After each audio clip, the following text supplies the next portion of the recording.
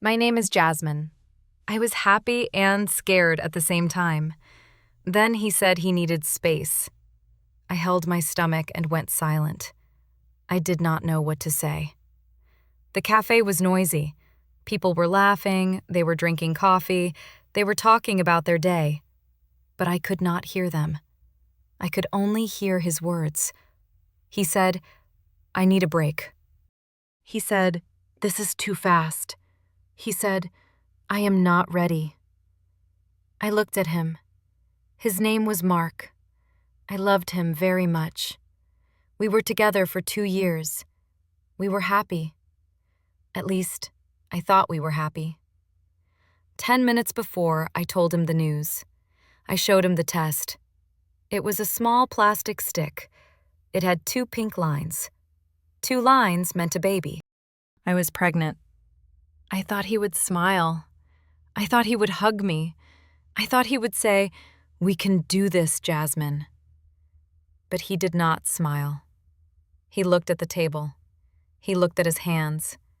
Then he looked at the door. He wanted to leave. "A break?" I asked, my voice very small. "But I am pregnant. We are going to be parents." Mark stood up. He put money on the table. "I need time, Jasmine. I need to think. Please understand." Then he walked away. He walked out of the cafe. He walked out of my life. I sat there alone. My tea was cold. My hands were shaking. I put my hand on my stomach. It was flat. I did not look pregnant, but I knew the truth. There was a life inside me, and the father of this life just walked away. I want to tell you my story. Maybe you are sad today. Maybe you feel alone. Maybe someone hurt you. I want you to know something. You are strong. You can survive. This is how my journey began. I walked home. The city was busy. Cars drove fast. The sun was going down. It was a beautiful evening, but everything looked gray to me. I felt heavy. My legs felt like stone. I lived in a small apartment. It was on the 3rd floor. There was no elevator. I climbed the stairs slowly. 1, 2, 3. I counted the steps. I did not want to think. When I opened the door, the apartment was quiet. Usually Mark was there. Usually the TV was on. Usually he was cooking dinner. But now it was just me. I sat on the sofa. I looked at the phone. I waited. I thought he would call. He would come back.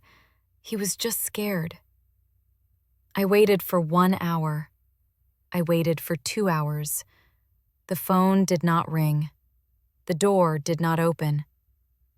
I started to cry. I cried for a long time. I felt so small. I was 24 years old. I had a job at a flower shop. I had a small car. I had a simple life. I was not ready to be a mother alone. "I cannot do this," I whispered to the empty room. "I cannot do this alone." Have you ever felt that way? Have you ever felt that a problem is too big? It feels like a mountain, and you are just a small person at the bottom. That night, I did not eat.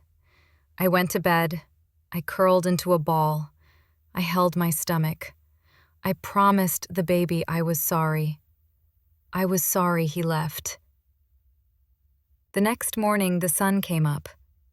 The world did not stop. That is a strange thing about sadness. The world keeps going. The birds sing, the neighbors go to work, the buses run. I had to go to work too. I worked at a flower shop called the Rose Garden. I loved flowers. I loved the smell of lilies and roses. But that day, the smells made me feel sick. My boss was a kind woman. Her name was Mrs. Higgins. She was 50 years old. She had warm eyes and a loud laugh. She looked at me. "Jasmine, are you okay? You look pale." I wanted to say, "I am fine." That is what we always say. We say, "I am fine," even when our hearts are breaking. But I could not say it. Tears came to my eyes. "Mark left," I said, "and I am pregnant." Mrs. Higgins stopped working. She put down a bunch of yellow tulips. She walked over to me. She gave me a big hug. It was a warm, strong hug. "Oh, my dear," she said. "Breathe. Just breathe." We sat on 2 small chairs in the back of the shop. She made me a cup of tea. It was peppermint tea. It was good for my stomach. "He asked for a break," I said. "He said he needs space." Mrs. Higgins shook her head. "Space is for parking cars, Jasmine, not for relationships, not when a baby is coming." Her words were tough, but they were true. "What will I do?" I asked. "I don't have much money. I don't have a big house." Mrs. Higgins took my hand. "You will work, you will save, and you will love this baby." Women are strong, Jasmine. We are like flowers. We look delicate, but our roots are deep. We can survive storms. I liked that. We can survive storms. For the next few weeks, I lived in a fog. A fog is like a cloud that sits on the ground. You cannot see clearly. That is how I felt. I went to work, I came home, I slept. I called Mark 3 times. The first time, he did not answer. The second time, it went to voicemail. The third time, he sent a text message. The message said, "Please, Jasmine, I need more time. Do not call me." I looked at the screen. My heart broke again. "Do not call me." How could he say that? I was angry. Then I was sad. Then I was angry again. My body started to change. I felt tired all the time. I needed to sleep in the afternoon. Some foods made me feel sick. I could not eat chicken. I could not drink coffee. I only wanted to eat apples and bread. One Saturday, I went to the doctor. It was my first appointment for the baby. The waiting room was full of couples. I saw husbands holding their wives' hands. I saw them smiling. I saw them looking at pictures of ultrasounds. I sat alone in the corner. I picked up a magazine. I tried to read, but I could not focus. I felt jealous. Why do they have happy lives? I thought. Why am I alone? It is okay to feel jealous sometimes. It is a human feeling, but it hurts. The nurse called my name. "Jasmine, come in, please." I walked into the small room. The doctor was a nice man. He smiled at me. "Where is the father?" he asked. He did not mean to be rude. It was a normal question. "He is busy," I said. I lied. I was too ashamed to say, "He left me." "Okay," the doctor said. "Let's look at the baby." I lay down on the bed. The doctor put some cold gel on my stomach. He used a machine to see inside. On the screen, I saw black and gray shapes. I did not understand the picture. Then I heard a sound. Whoosh, whoosh, whoosh. It sounded like a fast train. It sounded like a galloping horse. "What is that?" I asked. "That is the heartbeat," the doctor said. "That is your baby's heart." I stopped breathing for a second. Tears ran down my face. This time, they were not sad tears. They were happy tears. There was a heart beating inside me. A tiny, strong heart. It did not know about Mark. It did not know about money. It just wanted to live. Hello, I whispered. Hello, little one. I walked out of the clinic. The sun was shining. The sky was very blue. I took a deep breath. The air smelled fresh. I put my hand on my stomach. We are a team, I said. You and me, we are a team. I decided to stop calling Mark. If he wanted space, I would give him space. I would give him the whole universe. I did not need him to be happy. I started to prepare. I needed money. My job at the flower shop paid okay, but I needed more. I asked Mrs. Higgins for more hours. I can clean the shop in the evening, I said. I can deliver flowers on weekends. Are you sure? She asked. You need rest. I need diapers, I laughed. Diapers are expensive. So I worked hard.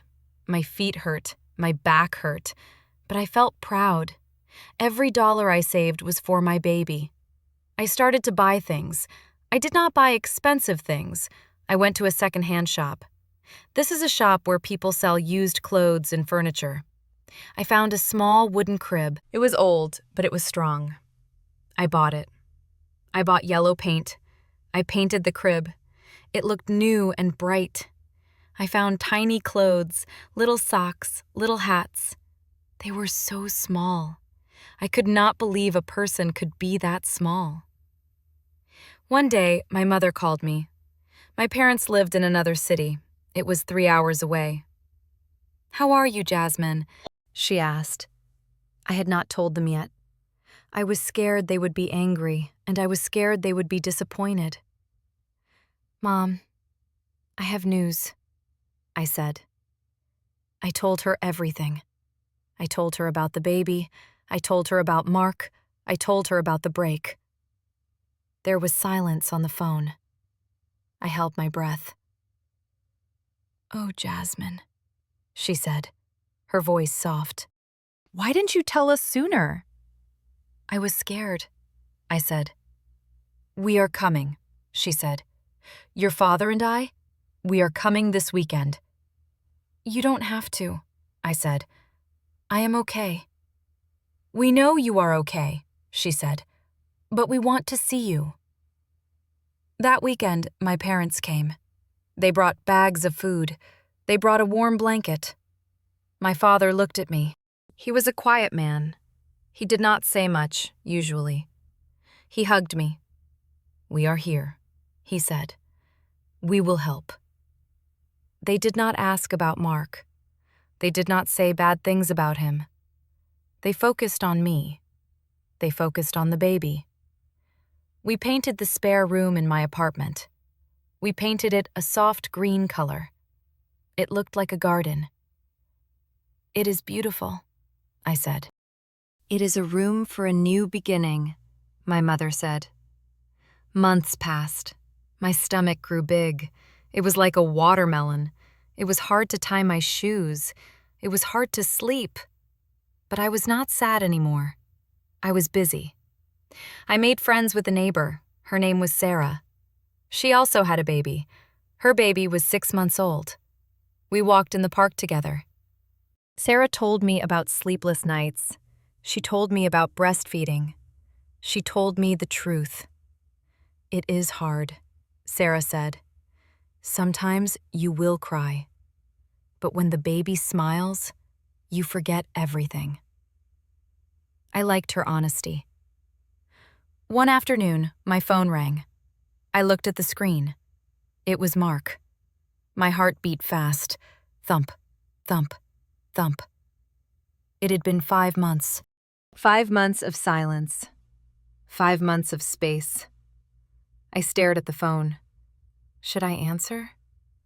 I remembered the cafe. I remembered him walking away. I remembered the lonely nights. But I also remembered the love we had before. I answered. Hello, Jasmine. His voice sounded different. It sounded tired.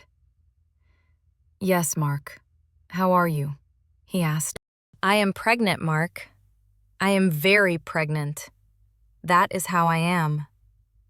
He was quiet. "I know.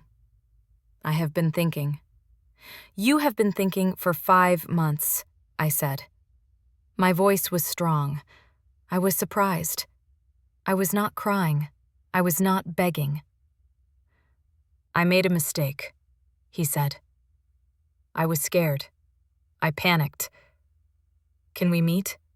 I want to talk." I looked around my apartment. I saw the green room. I saw the yellow crib. I saw the tiny clothes folded on the chair. I did this. I did this alone. "I don't know, Mark," I said. "Please," he said. "Just coffee." I agreed to meet him. I wanted to see him. I wanted to see how I felt. We met at the same cafe, the same place where he left me. I walked in. My belly was big now. I walked slowly. I saw him. He was sitting at a table. He looked thinner. He looked sad. He saw me. His eyes went wide. He looked at my stomach. "Wow," he said. I sat down. "Hello, Mark." You look good," he said. "I am good," I said. "I am healthy. The baby is healthy." "Is it a boy or a girl?" he asked. "I don't know," I said. "I wanted it to be a surprise." He nodded. He looked at his coffee cup. "I am sorry, Jasmine. I was a coward. A coward is a person with no courage. I ran away." "Yes, you did," I said. "I want to come back," he said. "I want to be a family. I want to help." I looked at him. 5 months ago, I wanted this more than anything. I wanted him to come back. I wanted him to save me. But now I looked at him, and I did not feel the same. I realized something important. I did not need saving. I had already saved myself. "Mark," I said gently, "you can be the father. You can see the baby. I will not stop you. But we, you and I, we are different now." "What do you mean?" he asked. "I needed you," I said, "when I saw the test. I needed you when I was sick. I needed you when I was scared in the middle of the night. I needed you, but you were not there." "I know," he said. "I am sorry." "Sorry does not fix the lonely nights," I said. "I learned to be strong alone. I learned to be happy alone. I cannot just go back to how it was. You broke my trust." He looked down. He knew I was right. "I understand," he said quietly. "We can try to be friends," I said. "For the baby. But I cannot be your girlfriend right now. I need to focus on my child." I finished my tea. I stood up. It was hard to stand up with my big belly. He tried to help me, but I stood up by myself. "I have to go," I said. "I have a doctor's appointment." "Can I come?" he asked. "To the doctor?" I thought about it. "Not today," I said. "Maybe next time." I walked out of the cafe. This time I was the one walking away. But I was not running away. I was walking toward my future. I felt light. I felt free. I told him the truth. I set boundaries. A boundary is like a fence. It protects you. The last few weeks of pregnancy were slow. I felt very heavy. My feet were swollen. They looked like balloons. My mother came to stay with me. She cooked soup. She cleaned the floor. She rubbed my feet. "You are ready," she told me. "I am nervous," I admitted. "Nervous is good," she said. "It means you care. Then the night came. I was sleeping. Suddenly, I felt a pain. It was a sharp pain in my back. "Ouch," I said. I waited. 10 minutes later, the pain came again. "Mom!" I called out. My mother ran into the room. "Is it time?" "I think so," I said. We went to the hospital. My father drove the car. He drove very carefully. The hospital was bright. Nurses were walking everywhere. They put me in a room. The pain got worse. It came in waves like the ocean, up and down, up and down. I held my mother's hand. I squeezed it hard. "Breathe, Jasmine," she said. "Breathe." I thought about the last 9 months. I thought about the day Mark left. I thought about the first heartbeat. I thought about the yellow crib. I thought about the lonely nights. "I can do this," I told myself. "I am strong. I am a mother." It took many hours. It was hard work. Giving birth is the hardest work in the world. But I did not give up. Finally, the doctor said, "Push, Jasmine, push." I pushed with all my strength. And then I heard a sound, a beautiful sound. It was a cry, a loud, strong cry. "It is a girl," the doctor said. They put the baby on my chest. She was warm. She was wet. She was tiny. She stopped crying when she heard my voice. "Hi," I whispered. "Hi, my love." She opened her eyes. They were dark and beautiful. She looked at me. She knew me. I looked at her tiny hands. I counted her fingers. 1, 2, 3, 4, 5. Perfect. I looked at her tiny feet. Perfect. My heart felt so full. It felt like it would explode with love. I named her Lily because I worked in a flower shop and lilies are beautiful and strong. Mark came to the hospital the next day. He brought flowers. He brought a teddy bear. He looked at Lily. He had tears in his eyes. "She is beautiful," he said. "Yes, she is," I said. He held her for a little while. He looked scared. He did not know how to hold a baby. "Support her head," I said. "Like this." I showed him I was the expert now. I was the mother. He stayed for an hour. Then he left. When he left, I did not feel sad. I looked at Lily sleeping in the plastic cot. I looked at my mom sleeping in the chair. I realized that my life was not what I planned. I planned to be married. I planned to have a husband by my side. I planned to have an easy life. But life is not always easy. Sometimes life is hard. Sometimes people leave. Sometimes plans change. But that does not mean your life is bad. It just means your story is different. I took my baby home 3 days later. The apartment was quiet, but it was not empty. It was full of new sounds, baby sounds. I learned to change diapers. I learned to feed her. I learned to sleep for only 2 hours at a time. I was tired. Oh, I was so tired. My eyes had dark circles. My hair was messy, but I was happy. I looked in the mirror one day. I saw a different woman. The Jasmine from the beginning of the story was scared. She was a girl who needed a boyfriend to feel complete. The Jasmine in the mirror was a mother. She was tired, yes, but she was strong. Her eyes were bright. She had confidence. Confidence means believing in yourself. I went back to work after 3 months. Mrs. Higgins let me bring Lily to the shop sometimes. The customers loved her. "She is a flower shop baby," they said. Mark visited on weekends. He tried to be a good father. He bought diapers. He took Lily for walks in the stroller. We were friends. We were not together, but we were polite. He respected me. He saw that I was capable. One day he asked me again, "Jasmine, do you think in the future we could try again?"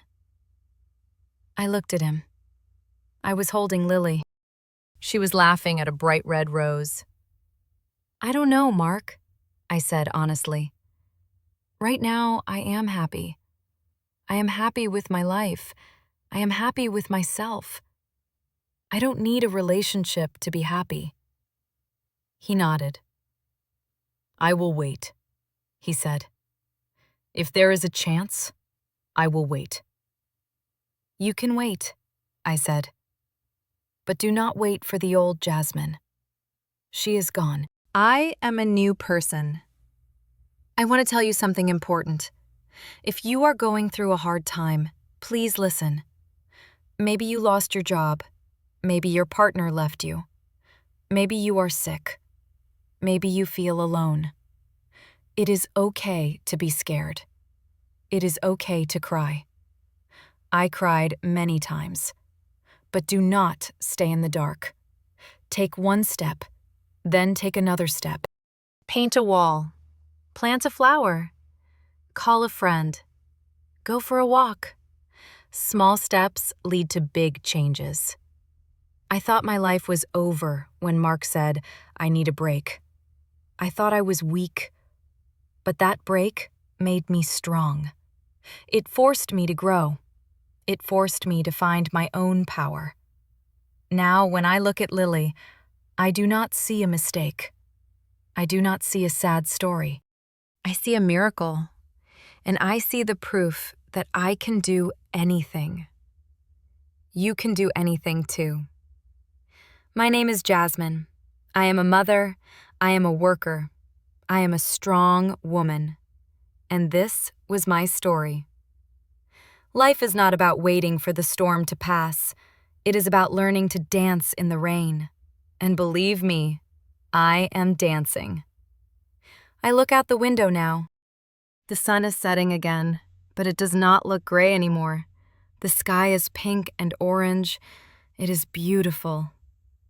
Lily is sleeping in her yellow crib. My small apartment feels like a castle. It is full of love. I make myself a cup of tea. I sit on the sofa. I enjoy the silence. I am not waiting for the phone to ring. I am not waiting for someone to come through the door to make me happy. I am happy right here, right now. Thank you for listening to my story. I hope it helps you. Remember, you are never truly alone. You have yourself, and you are stronger than you know. Keep going. Keep smiling, and never give up on yourself. Goodbye for now, my friends.